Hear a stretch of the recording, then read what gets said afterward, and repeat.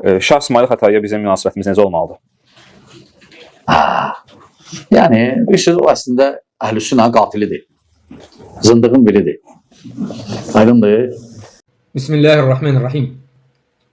Qardaşlar sual göndəriblər. Sual çox qəribə sualdır.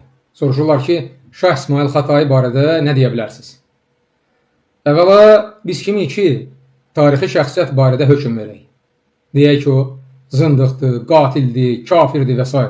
Biz kimik axı?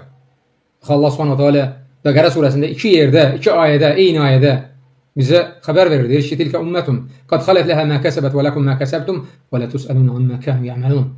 Onlar bir toplum idi, gəlib getdilər, onların elədiyi onlara aiddir, sizin elədiyiniz sizə. Onların etdiyi əməllər barədə siz sorğu-sual olunmayacaqsınız.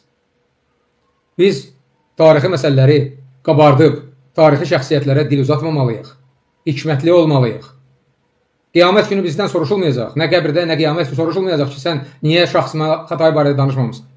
Səndən soruşulacaq, Rəbbin kimdir, dinin nədir, Peyğəmbərin kimdir?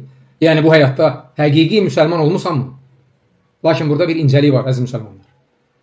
O adamlar ki, böyük şəxsiyyətlərə dil uzadır və belə tarixi şəxsiyyətləri sevməyənləri, sevənlərə, onu sevənlərə qarşı qızışdırır.